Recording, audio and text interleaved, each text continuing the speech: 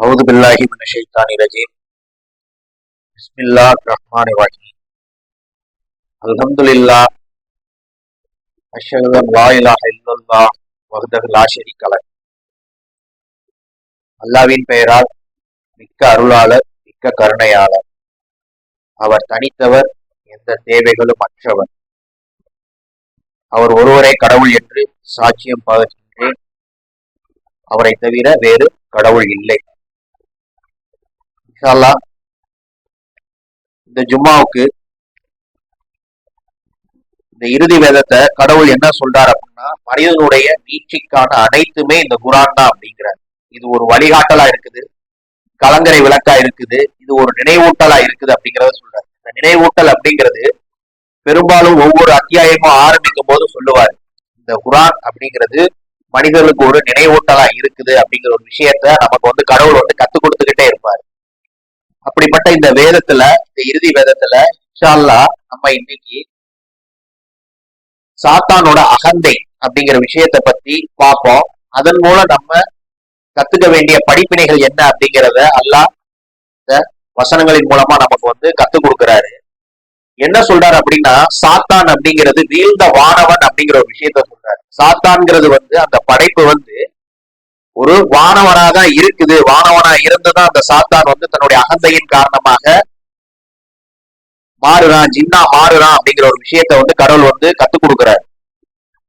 அதே மாதிரி என்ன சொல்றாரு அப்படின்னா, வானவர்களுக்கு அல்லாஹ் தன்னுடைய சாம்ராஜ்யத்துல தங்களுக்கென்று சுயமான மனம் மற்றும் பரிபூர்ணமான தேர்ந்தெடுக்கும் சுதந்திரத்தை கொடுத்து படைக்கப்பட்டிருந்தாங்க அப்படிங்கிற ஒரு விஷயத்த சொல்றாரு. என்ன சொல்றாருன்னா, நல்லா கவனிச்சுக்கோங்க, வானவர்கள் தங்களுக்கென்று சுயமான ஒரு மனம் மற்றும் பரிபூர்ணமான தேர்ந்தெடுக்கக்கூடிய சுதந்திரத்தை கொண்டு அவங்க படைக்கப்பட்டிருக்காங்க அப்படிங்கிற ஒரு விஷயத்த கடவுள் சொல்றாரு.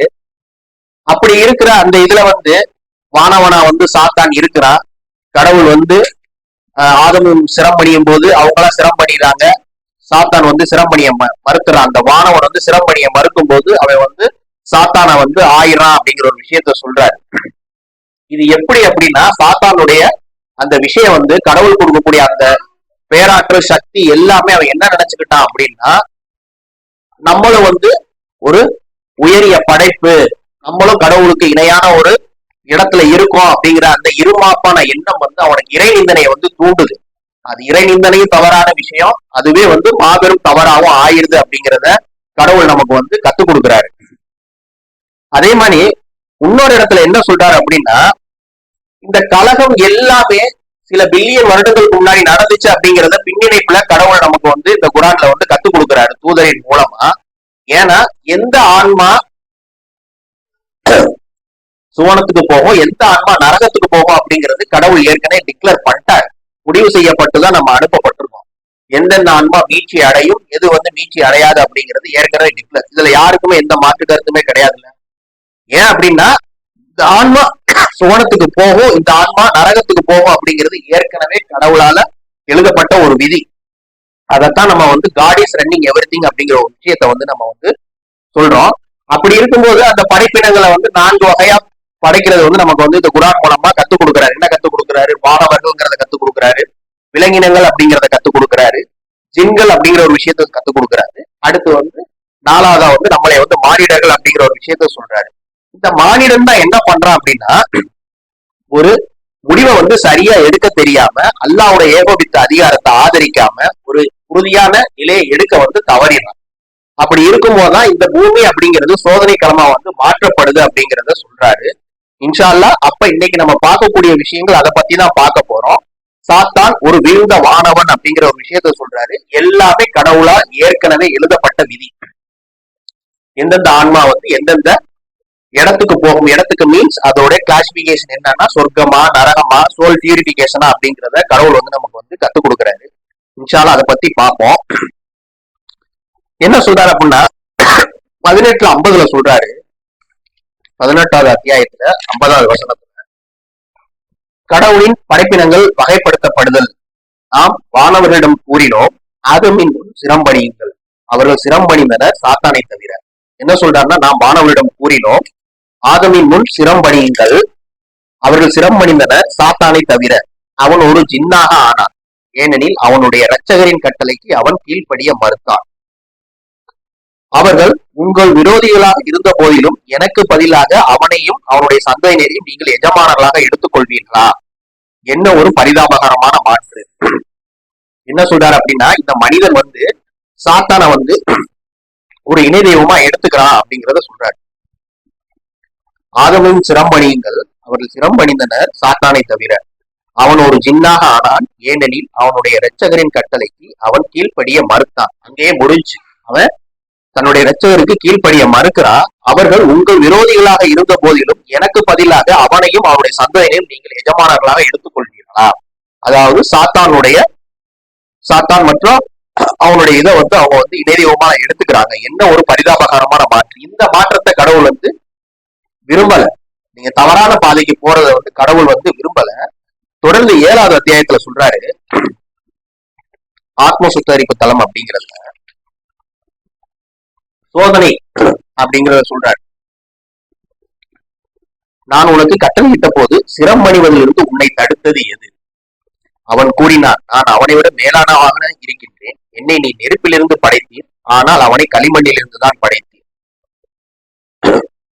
ரட்சகர் சொல்றாரு, அப்படி என்றால் நீ கீழே சென்றிட வேண்டும். ஏனெனில் இங்கே நீ ஆணவம் கொண்டவனாக இருப்பதற்கில்லை. வெளியேறிவிடு, நீ தரம் தாழ்ந்தவனாக இருக்கின்றாய். அவன் கூறினான், உயிர் கெழுப்பப்படுகின்ற அந்நாள் வரை எனக்கு ஒரு அவகாசம் அளிப்பீராக. ஓர் அவகாசம் உனக்கு வழங்கப்பட்டுள்ளது. நான் வழிதவறில் செல்ல வேண்டுமான நீர் நாடிவிட்டதால் அப்படின்ட்டு சாத்தா சொல்றான். என்ன சொல்றாங்கிறத பாருங்க. நான் வழிதவறில் செல்ல வேண்டுமான நீர் நாடிவிட்டதால் உங்களுடைய நேரான பாதையின் மீது அவர்களுக்காக நான் மறைந்து அமர்ந்திருந்தேன். அவர்களுக்கு முன்னிருந்தும் அவர்களுக்கு பின்னிருந்தும் அவங்களுடைய வளம் இருந்தும் அவருடைய இடம் இருந்தும் நான் வருவேன். அவர்கள் அதிகமானோர் நன்றியற்றவர்களாக இருப்பதை நீர் காண்பீர். இது எல்லாமே என்னன்னா ஏற்கனவே பதிய செய்யப்பட்டது. இப்படிதான் இருக்குங்கிறது கடவுளுக்கு முன்னாடியே தெரியும். ஏன்னா கடவுள் சர்வ வல்லமை உடையவராக இருக்கிறார். சோ எந்த ஆன்மா எந்த இடத்துக்கு போகும் அப்படிங்கிறது கடவுளுக்கு தெரியும். அப்ப என்ன சொல்றாரு அப்படின்னா, இங்கதான் வந்து சாத்தான் வந்து அவனுடைய அகந்தையின் காரணமாக வீழ்கிறான் அப்படிங்கிறத சொல்றாரு. இன்னொன்னு என்ன அப்படின்னு கேட்டீங்க அப்படின்னா, ஒரு உதாரணம். இப்ப வந்து பிரோனை வந்து மூசாவை போய் பார்க்க சொல்லுவாரு. பார்க்க சொல்லும் போது பிரோன் வந்து கொடுக்குற அத்தாட்சிகள் எதையுமே வந்து எடுத்துக்க மாட்டான். ஹாமானும் அவனோட இருக்கிற எல்லாருமே வந்து மூசாவுக்கு தூதருக்கு அகைன்ஸ்டா வந்து அவங்க வந்து வேலை பார்ப்பாங்க. கடைசி அவங்களை அழிக்கிறதுக்காண்டி அந்த சில அத்தாட்சிகளை வந்து நம்பிக்கை கொண்ட சிலர் வந்து ஏத்துக்கிறாங்க, மூசா கூட இருந்தவங்க. அப்ப என்ன பண்றான் அப்படின்னா, உங்களை வந்து நான் மாறுகை வாங்குவேன் அப்படின்னு சொல்லிட்டு பின்னாடியே விரட்டிட்டு வரும்போது அவன் வந்து கடல்ல வந்து கடவுளோட நாட்டத்தால மூழ்கடிக்கப்பானான்.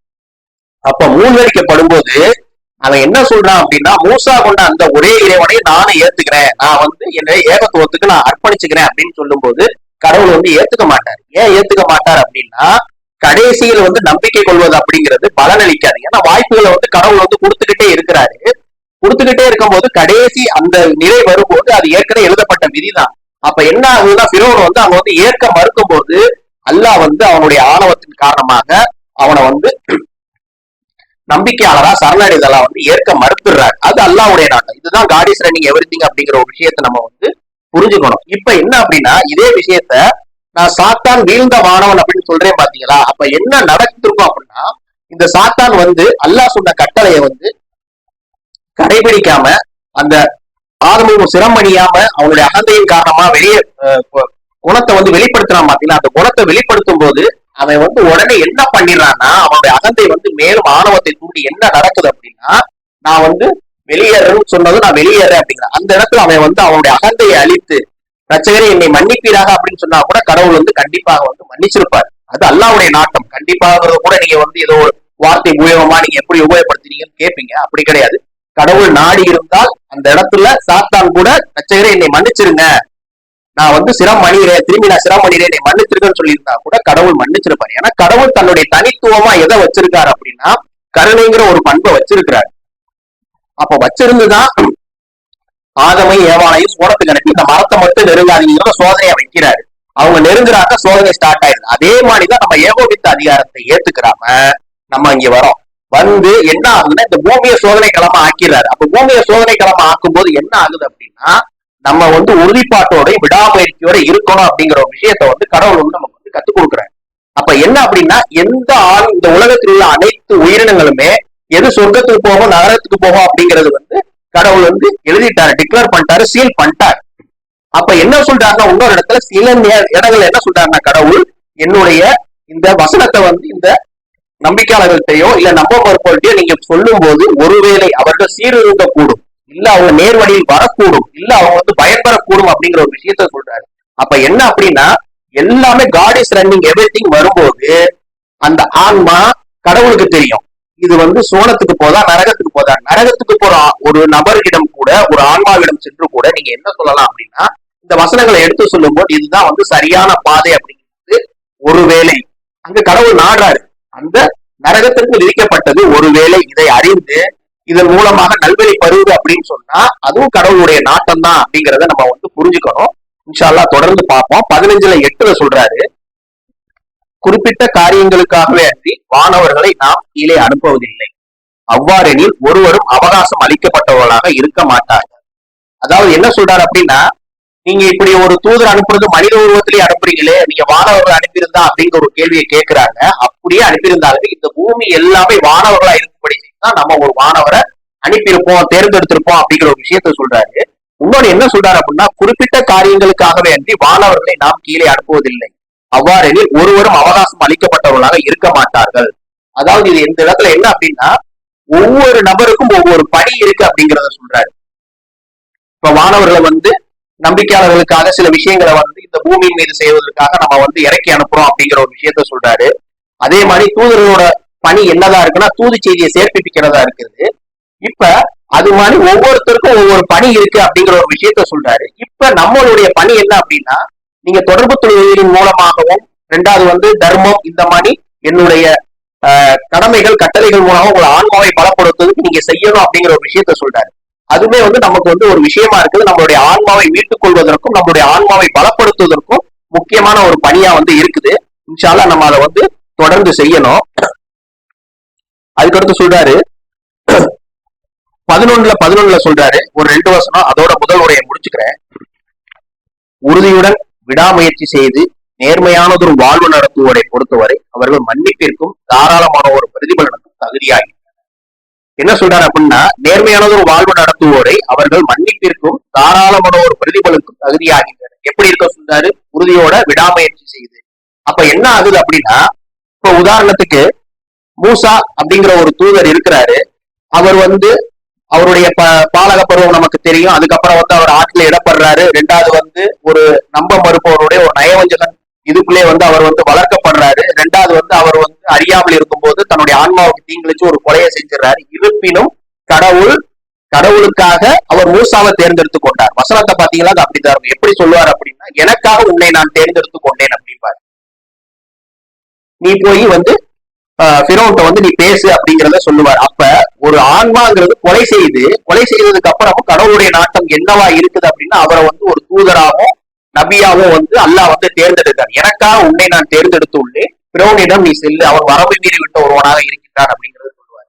அப்ப என்ன அப்படின்னா அது அவர் வந்து ஏற்கனவே வந்து முன்னாடியே வந்து டிக்ளேர் பண்ணிட்டாரு, இப்படி நடக்கும் அப்படிங்கறத சொல்லிடுறாரு. மூசா வந்து இப்படி ஒரு பாலக பருவத்துல வந்து ஆற்றில் இடப்படுவாரு, அப்புறம் தேர்ந்தெடுக்கணும் அப்படிங்கிற ஒரு விஷயத்த சொல்றாரு. சொல்லிட்டு என்ன சொல்றாருன்னா இதுதான் உங்களுடைய வேலை, தூதரின் ஒரே இறைப்பணி என்னன்னா தூது செய்தியை சேர்ப்பிக்கணும். தூது செய்தி என்ன? லாயில்லாக இல்லல்லா, கடவுள் ஒருவரை, அவரை தவிர வேறு கடவுள் இல்லை. அப்ப வரம்பு மீறி பிரோட்ட போ அப்படிங்கறத சொல்றாரு. அப்ப என்ன அப்படின்னா இதை சொல்லும் போது உறுதியுடன் விடாமுயற்சி செய்து நேர்மையானது ஒரு வாழ்வு நடத்துவோரை பொறுத்தவரை அவர்கள் மன்னிப்பிற்கும் தாராளமான ஒரு பிரதிபலனுக்கும் தகுதியாகின்றனர். இந்த உறுதியோடு விடாமுயற்சிங்கிறது மூசாக்கு மட்டுமான அப்படி இல்லை, எல்லா நம்பிக்கையாளர்களுக்கும் எல்லா நன்னறியாளர்களுக்கும் கடவுளை மட்டும் வழிபடுவதற்கும் அப்படிங்கிறத கடவுள் வந்து நமக்கு வந்து கத்துக் கொடுக்கிறாரு. தொடர்ந்து பார்ப்போம். ஒரே ஒரு வசனம் அதோட இன்ஷா அல்லாஹ் முடிச்சுக்கிறேன். 30:60 சொல்றாரு தெய்வீக தலையீடு அப்படிங்கறத சொல்றாரு. நீர் உறுதியுடன் சகித்துக் கொண்டிருக்க வேண்டும், ஏனெனில் கடவுளின் வாக்குறுதி சத்தியமானதாகும், மேலும் உறுதிப்பாட்டை அடையாதவர்களால் கலக்கம் அடைந்து விடக்கூடாது. என்ன சொல்றாருன்னா உறுதியோடு சகித்துக் கொண்டிருக்க வேண்டும் அப்படிங்கிறாரு. கடவுளின் வாக்குறுதி சத்தியமானதாகும், மேலும் உறுதிப்பாட்டை அடையாதவர்களால் கலக்கம் அடைந்து விடக்கூடாது. இதுல என்ன அப்படின்னா இப்ப சில நேரம் வந்து நம்ம வந்து கடவுளால எல்லாமே கட்டுப்படுத்தப்படுதுங்கிறத சொல்றோம். ஒவ்வொரு உயிரினமும் அதனுடைய ஜனனமும் மரணமும் கட்டுப்படுத்தப்படுது. வானங்களும் பூமியும் அவற்றுக்கிடையில் உள்ள ஒவ்வொன்றும் கடவுளால் கட்டுப்படுத்தப்படுகின்றன. நம்ம காட் இஸ் ரன்னிங் எவ்ரிதிங் அப்படிங்கிறதுல சரியான ஒரு புரிதல்ல இருக்கிறோம். இருக்கும்போது சில நேரங்கள்ல கடவுளால கண்டுபிடிக்கப்பட்ட விஞ்ஞான அற்புதங்களுமே வந்து கடவுள் தான் நமக்கு சொல்றாரு.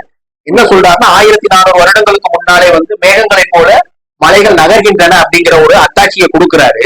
கொடுக்கும்போது இதுவுமே வந்து ஒரு விஞ்ஞான அற்புதமா இருக்குது. இதை வந்து அறிவியல் நம்ம அந்த அறிவியலை வந்து கொடுத்த கடவுளோட வந்து அதை வந்து நம்ம போட்டு குழப்பிக்க கூடாது. எல்லாமே கடவுள் தான் கொடுக்கிறாரு. அறிவியலை கொடுக்கறதும் கடவுள் தான். அந்த அறிவியலை கண்டுபிடிக்கக்கூடிய மூளையை கொடுக்கறதும் கடவுள் தான். அப்ப எல்லாமே கடவுளால கொடுக்கும் போது நீங்க வந்து அறிவியலையும் கடவுளை போட்டு குழப்பிக்க கூடாது அப்படிங்கறதான் நான் சொல்ல வரேன். இன்ஷா அல்லாஹ் தொடர்ந்து பார்ப்போம். நம்மளுடைய ஆதி பாவத்திற்காக அல்லாஹ்விடம் பாவ மன்னிப்பு கேட்போம். தூபு இல்லா அல்ஹம்துலில்லாஹ் அஷ்ஹது அல்லா இலாஹ இல்லல்லாஹ் வஹ்தஹு லா ஷரீக லஹ். அல்லாஹ்வின் பெயரால் மிக்க அருளாளர் மிக்க கருணையாளர். அவர் தனித்தவர், எந்தவித தேவைகளும் மற்றவர், மகா பெரியவர், மகத்தானவர். இன்ஷா அல்லாஹ் தொடர்ந்து பார்ப்போம். இப்ப நான் வந்து ஏத்துக்கிறேன், கடவுள் அனைத்தையும் வழி நடத்தக்கூடியவரா இருக்கு, கட்டுப்படுத்தக்கூடியவரா இருக்காரு, செயல்படுத்தக்கூடியவரா இருக்காரு அப்படின்னு நான் சரணடைந்த ஒரு ஆன்மாவை பெற்றிருக்கக்கூடியவனா இருக்கிறேன் கடவுளோட உதவியால, கடவுளோட கிருபையால. அப்படி இருக்கும்போது என்னுடைய ரெஸ்பான்சிபிலிட்டி அப்படியே என்னன்னு பாத்தீங்க அப்படின்னா, காட் இஸ் ரன்னிங் எவ்ரிதிங் அப்படிங்கறத சொல்லிட்டு நான் போய் கொலையோ கொள்ளையோ கற்பழிப்போ அப்படின்னு பண்ணுனா அப்ப அதற்கு உண்டான பொறுப்பு யாரு? இதெல்லாம் செய்யக்கூடாதுங்கிற ஒரு விஷயத்த சொல்லிடுறாரு. இது ஏற்கனவே எழுதப்பட்ட விதி அப்படிங்கிற ஒரு விஷயத்தையும் சொல்லிடுறாரு. அந்த கெடுதலையும் கடவுளே நடத்துறாரு. எல்லாமே கடவுளால் வந்து வழி நடத்தப்படுதுன்னு சொல்லும் போது நான் இதெல்லாம் தெரிஞ்சுக்கிட்டு இருந்தும் நான் போய் அந்த தவறுகளை பண்ணா என்னுடைய பொறுப்பு என்ன, என்னுடைய ஆன்மாவின் பொறுப்பு என்ன, என்னுடைய பங்களிப்பு என்ன அப்படிங்கிறத பார்த்தோம் அப்படின்னு சொன்னா அது தவறான ஒரு விஷயமாயிடும். அதனாலதான் நான் திரும்ப திரும்ப சொல்றது என்ன அப்படின்னா, இந்த காட் இஸ் ரன்னிங் எவ்ரிதிங் அப்படிங்கிற விஷயத்த நீங்க ரொம்ப கன்ஃபியூஸ் பண்ணிக்கிறாருங்க. ஏற்கனவே எழுதப்பட்டுச்சு. அதனாலதான் நான் என்ன சொல்லும் போது முதல் உரையில சொல்லும் போது என்ன சொன்னேன் அப்படின்னா, சில நேரங்களில் உங்களுடைய அழகிய முறையில எடுத்து கூறுதல் வந்து அவர்களுக்கு பயனளிக்க கூடும், சீர்திருந்த கூடும், இல்ல நல்வழி பெறக்கூடும் கடவுள் நாடினார்.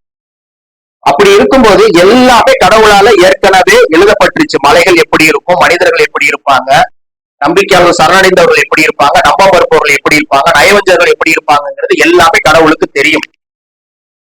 ஏன்னா எல்லாமே உங்க முன்னாடி ஒரு சிடி பென்டிரைவ் மாதிரி முன்னாடி வந்து தொங்குது அப்படிங்கிற ஒரு விஷயத்த சொல்லிடுறாரு. ஏன்னா மறுமையில வந்து நீங்க வந்து அதை வந்து உங்களுடைய வழக்கத்துல வந்து நீங்க காட்டுவீங்க அப்படிங்கிற உங்களுடைய பதிவேலை நீங்களே காட்டுவீங்க. யார் வழக்கத்தை நீட்டுறாங்களோ அவங்க சொர்க்கத்துக்கு போவாங்க அப்படிங்கிற ஒரு விஷயத்த கடவுள் வந்து கற்றுக் கொடுக்குறாரு. அப்ப எல்லாமே எழுதப்படும் போது இதெல்லாம் நீங்க செஞ்சீங்க அப்படின்னா இதுக்கு ரெஸ்பான்சிபிலிட்டி யாரு? அந்த கெட்டதை செய்யறதுக்கு ரெஸ்பான்சிபிலிட்டி யாரு? சொல்லிடுறாருல எது கெட்டது அப்படிங்கறத சொல்லிடுறாரு. சொல்லிட்டு நீங்க திரும்பி அதை செஞ்சுட்டு காட் இஸ் ரன்னிங் எவ்ரிதிங்னா அப்போ உங்களுடைய பொறுப்பு என்ன, உங்களுடைய கடமை என்ன அப்படிங்கறதுதான் இருக்குது. இன்ஷா அல்லாஹ் தொடர்ந்து பார்ப்போம். 32:24 நம்முடைய கட்டளைகளுக்கேற்ப வழிநடத்திய இமாம்களை அவர்களிலிருந்து நாம் நியமித்தோம், ஏனெனில் அவர்கள் உறுதியோடு விடாமுயற்சி செய்தனர், மேலும் நம் வெளிப்பாடுகளை பற்றி உறுதிப்பாட்டை அடைந்தனர். இந்த வெளிப்பாடு ஒவ்வொன்றுமே என்னன்னா நல்லோர்களுக்கும் நம்பிக்கையாளர்களுக்கும் உறுதிப்பாட்டை கொடுக்குது அப்படிங்கிறத சொல்றாரு. நம்முடைய கட்டளைகளுக்கு வழிநடத்திய இமாம்களை அவர்களிலிருந்து நாம் நியமித்தோம், எனில் அவர்கள் உறுதியோடு விடாமுயற்சி செய்தனர், மேலும் நம் வெளிப்பாடுகளை பற்றி உறுதிப்பாட்டினை அடைந்தனர். இந்த வெளிப்பாடு என்ன ஆகுதுன்னா, நான் ஆரம்பிக்கும் போது சொன்னேன், இந்த குரான் வந்து ஒவ்வொரு அத்தியாயத்திலும் ஒரு 2வது வசனம் 3வது வசனம் இது வந்து மனிதர்களுக்கு வந்து ஒரு நினைவூட்டல் கலங்கரை விளக்கு அப்படிம்பாரு. இப்ப என்னைய கடவுள் தேர்ந்தெடுத்துட்டாரு. நான் அப்ப அதை வந்து மறுபடியும் என்னுடைய ஆன்மாவை திரும்ப திரும்ப நான் பலப்படுத்திக்கணும் அப்படின்னா, ஏன்னா சாத்தான் வாரா, சுற்றியும் வாரா, மனிதர்கள்ல இருந்து சுற்றியும் வாரா, வளமும் இருக்கும் ஒவ்வொரு ஆன்மாவையும் சுற்றி வாரா. அவனுக்கு உண்டான அந்த தகுதியை கடவுள் கொடுத்துறாரு. அப்படி இருக்கும்போது இந்த வசனங்கள்ல என்ன ஆகுதுன்னா எனக்கு நம்பிக்கையை உறுதிப்பாட்டையும் கொடுக்கும்போது அதனாலதான் என்ன சொல்றாருன்னா தினந்தோறும் நீங்கள் குரானோடு தொடர்பு கொள்ளுங்கள் அப்படிங்கிற ஒரு விஷயத்தை. அப்ப உறுதிப்பாட்டை அடைவதற்கு இந்த விஷயம்லாம் முக்கியமான விஷயமா இருக்குது. இதை வழிகாட்டலா கொடுத்திருக்கேன், இதை நினைவூட்டலா கொடுத்திருக்கேன். உங்களுக்கு ஒரு முக்கியமான ஒரு வழிநடத்தக்கூடிய ஒரு வழிகாட்டியா இருக்குது அப்படிங்கிறது இந்த வேதத்தை வந்து கடவுள் வந்து நமக்கு சொல்றாரு. தொடர்ந்து பார்ப்போம். விஞ்ஞான அற்புதம் அப்படிங்கிறதுல 21, 30, 31, 32, 33 4 வசனங்களை சொல்றாரு. பெருவெடிப்பு கொள்கை உறுதிப்படுத்தப்படுகின்றது. இருப்பு நிலைக்கு கொண்டு வர நாம் வெடிக்க செய்த ஒரே திடப்பொருளாக வானங்களும் பூமியும் இருந்தன என்பதை நம்பிக்கையற்றவர்கள் கண்டுகொள்ளவில்லையா? மேலும் அனைத்து உயிரினங்களையும் நாம் நீரில் இருந்து படைத்தோம், அவர்கள் நம்பிக்கை கொள்வார்களா? அதாவது இருப்பு நிலைக்கு கொண்டு வரதுக்கு நாம் வெடிக்கை செய்த ஒரே திடப்பொருளாக வானங்களும் பூமியும் இருந்தன என்பதை நம்பிக்கையற்றவர்கள் கண்டுகொள்ளவில்லையா? மேலும் அனைத்து உயிரினங்களையும் நாம் நீரிலிருந்து படைத்தோம், அவர்கள் நம்பிக்கை கொள்வார்களா? மேலும் அவர்களோடு சேர்ந்து உருண்டு விடாதிருக்கும் பொருட்டு, அதாவது வானமும் பூமியும் தோன்றிருச்சு, அது நீரா இருக்குது, அதுக்கப்புறம் நிலப்பரப்பு தோன்றுது அப்படிங்கிறாரு. மேலும் அவர்களோடு சேர்ந்து அது உருண்டு விடாதிருக்கும் பொருட்டு பூமியின் மீது நிலைப்படுத்திகளை நாம் அமைத்தோம். நிலைப்படுத்திகள்ங்கிறது மலைகளை சொல்றாரு. மேலும் அவர் வழிகாட்டப்படும் பொருட்டு நேரான நெடுஞ்சாலைகளை அதில் நாம் அமைத்தோம். தொடர்ந்து சொல்றாரு 32ல, மேலும் பாதுகாக்கப்பட்ட ஒரு மேற்கூரையாக வானத்தை நாம் ஆக்கினோம். ஆயினும் அவற்றுள்ள அத்தாட்சிகள் அனைத்திலும் அவர்கள் முற்றிலும் கவனமற்று இருக்கின்றனர். இன்னும் அவர்தான் இரவையும் பகலையும் மேலும் சூரியனையும் சந்திரனையும் படைத்தவர். ஒவ்வொன்றும் அதற்குரிய சுற்றுப்பாதையில் மிதந்து கொண்டிருக்கிறது. இதெல்லாம் விஞ்ஞான அற்புதம் அப்படிங்கிறார். நான் அதனாலதான் சொன்னேன், என்ன சொன்னேன் அப்படின்னா, மலைகள் நகராம இருக்குன்னு நினைச்சுக்கிட்டு இருக்கீங்களா, அது மேகங்களை போல நகர்ந்துகிட்டு இருக்கு அப்படிங்கிற ஒரு விஷயத்தையும் சொல்றாரு. அப்ப இந்த அறிவுலாம் யாருக்கு கொடுக்கிறாரு? மனிதனை படைச்சு மனிதனுக்குள்ள அந்த மூளையை கொடுத்து அந்த மூளையை கூட கண்டுபிடிக்கும் போது இதெல்லாம் சொல்றாரு. சொல்லும் போது இதை முன்னாடியே கடவுள் டிக்ளேர் பண்ணிறாரு. 1400 வருடங்களுக்கு முன்னாடியே பெருவெடிப்பு கொள்கைனா என்ன, மலைகள் எப்படி நகருது அப்படிங்கிறது. அப்ப இதெல்லாம் ஒரு அறிவியல் சார்ந்த விஷயமா இருக்குன்னா அந்த அறிவியலையும் கடவுள் தான் நமக்கு கத்துக் கொடுக்கிறாரு. அதை நம்ம நல்லா புரிஞ்சுக்கணும். தொடர்ந்து இன்ஷா அல்லாஹ் பாப்போம். 68ல 48ல சொல்றாரு, உம்முடைய இரட்சகரின் கட்டளைகள் செயல்படுத்துவதில் நீர் உறுதிப்பாட்டுடன் விடாமுயற்சி செய்யும். மீனின் உள்ளிருந்து அழைத்தவர் ஜோனா போல் இருக்காதீ. என்ன சொல்றாரு அப்படின்னா, உம்முடைய இரட்சகரின் கட்டளைகளை செயல்படுத்துவதில் நீர் உறுதிப்பாட்டுடன் விடாமுயற்சி செய்ய வேண்டும். மீனின் உள்ளிருந்து அழைத்தவர் ஜோனா போல் இருக்காது. அப்ப என்ன சொல்றாருன்னா, கடவுள் ஜோனாக்கு ஒரு பணியை கொடுத்துடுறாரு. அவர் அதுல களப்படைஞ்சு இறைநிந்தனையில போய் முடிகிறார். முடிக்கும் கடவுள் என்ன தண்டனை கொடுக்காருன்னா, ஒரு மீனின் வயிற்றுக்குள்ள போயிடுறாரு. ஆனா அங்கேயும் போய் அவர் தியானம் செய்யறாரு. தியானம் செஞ்சு கடவுள்கிட்ட பாவ மன்னிப்பு கேட்டு கடவுள் ஒரு வாய்ப்பு கேட்கும்போது என்ன பண்றாருன்னா, கடவுள் அவருக்கு ஒரு மீட்சியை கொடுக்கிறார், தூக்கி எறிகிறார், பாலைவனத்துல தூக்கி எறிகிறாரு. அப்ப இதே விஷயம் ஏன் பிறவுக்கு நடக்கல? அத்தாட்சிகளை கொடுக்கிறாரு, தூதரை அனுப்புறாரு, தூதர் அனுப்பிச்சு தூதரின் மூலமா அத்தாட்சிகளை கொடுக்கிறாரு, அற்புதங்கள் நிகழ்த்தாரு. இருக்கும் போது பிரோன் ஏத்துக்கல. பிரோன் ஏத்துக்கல. கடைசி என்ன பண்றாங்கன்னா, அவன் மூழ்கடிக்க போகும்போது நான் மூசா கொண்ட அதே ஒரே தெய்வத்தை நானும் ஏற்றுக்கொள்கிறேன்னு சொல்லும் போது கடவுள் அங்க ஏத்துக்கல. அப்பயே ஜோனாவை ஏத்துக்கிறாரு அப்படிங்கிறது இதுதான் கடவுளுடைய நாட்டம். அப்ப இதே மாதிரிதான் சாத்தான் ஒரு வீழ்ந்த வானவன் அப்படிங்கும் போது என்ன நடக்குது அப்படின்னா, அந்த இடத்துல சாத்தான் தன்னுடைய அகந்தை அழித்திருந்தால், ஒருவேளை கடவுளிடம் மன்னிப்பு கேட்டிருந்தால் கடவுள் கண்டிப்பாக மன்னிச்சிருப்பார். ஏன்னா கடவுள் மன்னிக்கக்கூடியவரா இருக்கிறார். ஆனா கடவுளுக்கு தெரியும், ஏன்னா அவருடைய இறைமாப்பு அப்படிங்கிறது தானும் ஒரு கடவுள்ங்கிறத கடவுள் அறிஞ்சிருக்கிறார். உள்ளார்ந்த எண்ணங்களை அறியக்கூடியவரா இருக்கிறார். அந்த எண்ணம் தவறுங்கிறார். ரெண்டாவது, கடவுள்னா நான் ஒருத்தன் மட்டும்தான், என்னை தவிர வேற கடவுள் அனைத்து சக்தியும் எனக்கு அப்படிங்கிறது கடவுளுடைய ஒரு இதா இருக்குது, பெரிய விஷயமா இருக்குது. அப்படி இருக்கும்போது அந்த கடவுளுக்கு இணையா அதை தன்னை நினைச்சுக்கிட்டான் அப்படின்னு சொல்றதும் தவறு. ரெண்டாவது கடவுள் சொன்ன அந்த கட்டளை சிரமணியும் ஆதா முன்னாடி சிரமணியும் சொல்லும்போது அது சிரமணியன். அப்ப என்ன அப்படின்னா, பாவ மன்னிப்பு அப்படிங்கிறது நம்மளுடைய அகத்தையை அழிக்கக்கூடிய ஒரு விஷயமா இருக்குது. எல்லாத்தையுமே கடவுள் டிசைன் பண்ணி டிக்ளேர் பண்ணி அழகா எழுதிட்டார், விதி எழுதிட்டார். இது இப்படிதான் நடக்கும் அப்படிங்கிறது எல்லாத்துக்குமே எழுதிட்டார். எப்படி நம்ம பத்திரத்துல சொத்து பதியும்போது எழுதுறோமோ அதே மாதிரி ஒவ்வொரு ஆன்மாவுக்கும் என்ன விஷயம் நடக்கும் அப்படிங்கிறத எழுதுறாரு. அப்ப இந்த இடத்துல தொழுகை உறுதிப்பாடுலாம் என்ன அப்படின்னா, நீங்க அதுக்கு செஞ்சுக்கிட்டே இருக்கணும், தொழுகணும். தொழுக சொல்றாரு, தொழுகையின் மூலமா நீங்க உறுதிப்பாடு அடையலாம்.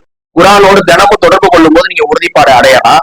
சகிப்புத்தன்மை வேணும் அப்படிங்கிற ஒரு விஷயத்த சொல்றாரு. எப்ப சகிப்புத்தன்மை அதிகம் வேணும் அப்படின்னா, இப்ப ஒரு பாரம்பரிய முஸ்லிம்கள் இருக்காங்க பாத்தீங்களா, அவங்கள விட இந்த ஒரு கொள்கையில இருந்துட்டு இதுல பல்வேறு பிரிவினரா பிரியும் போது அது ஒரு விஷயத்த சொல்லும் போது அந்த இடத்துல கண்டிப்பா சகிப்புத்தன்மை வேணும் அப்படின்னு.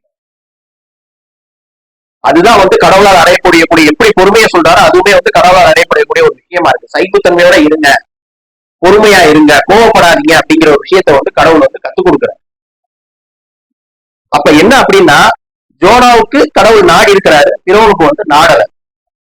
அப்ப இதெல்லாம் வச்சு பார்க்கும்போது இதுக்கும் மேல எல்லாம் அந்த கழகத்துல விண்ணகத்துல இந்த ஒரு விவாதம் நடக்கும்போது கடவுளை வந்து சாத்தான் வந்து கடவுளோட கட்டளைக்கு வந்து இணங்க மறுக்கிறான். மறுத்ததுனாலதான் வந்து சாத்தான் வந்து அனைத்து சக்தியுமே இருந்தும் அவன் ஒரு வானவனா இருந்துமே அவனுடைய அகந்தையின் காரணமாக வீழ்ந்து அவன் வந்து சாத்தானா வாரான். அப்ப என்ன அப்படி சொல்றாருன்னா, அதுதான் நான் சொன்னேன் 7வது அத்தியாயத்துல தொடர்ந்து ஒரு 4 வசனங்கள் சொன்னேன். நீர் சென்றிட வேண்டும் என நாடி விட்டதால் நான் நேரான பாதையில் அவர்களை மறைந்திருந்தும் அவங்களை வந்து நான் வழிகெடுப்பேன் அப்படிங்கிற ஒரு விஷயத்த சொல்லிட்டு கடவுள் என்ன கடைசி டிக்ளேர் பண்றாரு, நீங்க எல்லாமே நரகத்துக்கு தான் போவீங்க. யார் யார் நரகத்துக்கு போவாங்க அப்படிங்கிற ஒரு விஷயம் கடவுளுக்கு ஏற்கனவே தெரியும். இருந்தாலும் இந்த கடைசி ஒரு வாய்ப்பா, இறுதி வாய்ப்பா இந்த பூமியில நமக்கு வந்து வாய்ப்பை வந்து கொடுக்குறாரு. அப்ப என்ன, நான் கடவுளோட கிருபையால கருணையால நான் ஒரு நன்னறியாளனா ஒரு நம்பிக்கையாளனா இருக்கேன்னா, கடைசி வரைக்கும் இருக்கிறாங்கிறது எனக்கு தெரியாது.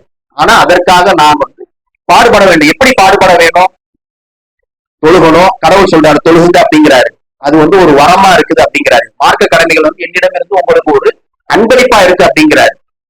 நான் கொடுத்த ஒரு அன்பளிப்பா அதை வந்து நீங்க உபயோகப்படுத்துங்க அப்படிங்கிறாரு. 2வது வந்து தினந்தோறும் குரானோடு தொடர்புல இருங்க அப்படிங்கிறாரு. அப்ப என்ன ஆகுனா, இந்த விஷயம் நடக்கும்போது கடவுள் என்ன செய்வார் அப்படின்னா, அவர் பக்கம் அப்படியே நம்மளை வந்து கொண்டு வந்துகிட்டே இருப்பார். ஏன்னா கடவுள் விரும்பக்கூடிய ஒரு விஷயம் என்ன அப்படின்னா, அவருடைய சாம்ராஜ்யத்தில் பரிபூரணமாக தூய்மையாகப்பட்ட முற்றிலும் கடவுளுக்கு மட்டும்தான் அனைத்து சக்தியுமே இருக்கு அப்படிங்கிற ஒரு ஆன்மாதான் வேணுங்கிறது தான் முக்கியமா இருக்குது. அதனாலதான் சாத்தானை கீழே அனுப்பிடுறாரு. அப்ப அதுக்குதான் நம்மளை இங்க வந்து என்ன சொல்றாரு, இந்த இதெல்லாம் கொடுத்து நம்மளை வந்து கடவுள் கடவுள் கடவுள் அப்படிங்கிறது எல்லாமே கடவுள் தான் அப்படிங்கிற ஒரு விஷயத்துக்காக நம்மளை வந்து தயார்படுத்திக்கிட்டு இருக்காரு. அப்ப என்ன அப்படின்னா, அல்லாஹ்வுடைய சாம்ராஜ்யத்துல அனைத்து சக்தியும் அல்லாஹ்வுக்கு மட்டும்தான் இருக்கு அப்படிங்கிறது எந்த ஒரு சூழ்நிலையும் எந்த ஒரு செகண்ட்லயுமே கேட்டாலும் நம்ம வந்து சொல்லணும். அதுக்குதான் நம்மளை இந்த பிரபஞ்சத்துல இது சோதனை காலம் ஆக்கி நம்மளை வந்து என்ன சொல்றாரு, தயார் பண்ணி ரெடி பண்ணிக்கிட்டு இருக்காரு அந்த பிரபஞ்சத்துக்கு, அல்லாஹ்வுடைய சாம்ராஜ்யத்துக்கு நம்ம போறது. அப்ப இதுல யார் யாரு என்ன நரகங்கிறாரு, நரகத்துல 7 பிரிவா கொடுக்குறாரு. அதுக்கப்புறம் வந்து ஆத்ம சுத்திகரிப்பு கலங்குறாரு. அந்த ஆத்ம சுத்திகரிப்பத்தை கீழான சோனத்துல நம்ம சேர்த்துருவோம் அப்படிங்கிறாரு. அப்ப மேலான சோனங்கிறது இருக்குங்கிறாரு. அப்ப மேலான சோனத்துக்கு நம்ம எப்படி பாடுபடணும் அப்படிங்கிற ஒரு விஷயம் தான். ஏன்னா தாழ்வான சோனமே நீங்க கற்பனையில வந்து நினைச்சு கூட பார்க்க முடியாது அப்படிங்கிறத சொல்றாரு. அப்ப என்ன அப்படின்னா, இதெல்லாம் வந்து கடவுளுடைய ஒரு திட்டம். அப்ப என்ன அப்படின்னா, எந்த ஒரு சூழ்நிலையிலுமே நம்ம வந்து நம்மளுடைய அகந்தையை வந்து மேல வைக்கிற கூடாது. ஏன்னா இது வந்து எனக்கு தோன்றின ஒரு விஷயம் தான். அந்த இடத்துல சாத்தான் ஒருவேளை கடவுளிடம் மன்னிப்பு கேட்கும், கண்டிப்பா கடவுள் மன்னிக்கக்கூடியவராக இருந்திருப்பார். அதற்கான திட்டத்தை வேறு விதமா வகுத்து கொடுத்திருப்பார். ஆனா அவன் அங்க மன்னிப்பே கேட்கல. அதுக்கடுத்து அவன் என்ன சொல்றான் அப்படின்னா, நான் கீழே போயிடுறேன் அப்படிங்கறத சொல்றான். கடவுள் சொல்றான், இல்ல நான் செஞ்சது தப்புதான் அப்படிங்கறத அவன் ஒத்துக்கிட்டு இருந்தானாப்போ, மன்னிப்பு கேட்டு இருந்தானாப்போ, ஏன்னா கடவுளோட தனிப்பெரும் பண்பா கருணை அப்படிங்கிற ஒரு விஷயம் இருக்குது. அப்ப அது மாதிரிதான் மனிதர்களுக்கும் வாய்ப்புகள் வந்து கொடுத்துக்கிட்டே இருக்காரு. என்னுடைய ஊழியர்கள், என்னுடைய அடியார்கள், என்னால் படைக்கப்பட்டவர்கள் தவறான முடிவை எடுப்பதை நான் விரும்பவில்லை அப்படிங்கிறாரு. இன்ஷா அல்லாஹ். அதனால நம்மளுடைய ரெஸ்பான்சிபிலிட்டிய கரெக்டா, அது என்ன, நம்மளுடைய பொறுப்பு என்ன, நம்மளுடைய ஆன்மாவின் கடமை என்ன அப்படிங்கறத கரெக்டா சீராய்ந்து நம்ம வந்து கடவுள் தான் எல்லாமே அப்படிங்கிற ஒரு விஷயத்த முற்றிலுமாக நம்பிக்கை கொண்டு இறுதி வரை இதே சரணடைதல் மார்க்கத்தில் மரணிக்கணும் அப்படின்னு சொல்லிட்டு அல்லாஹ்ட்ட பிரார்த்தனை செய்வோம். ஹக்கீம் ஸலாம்.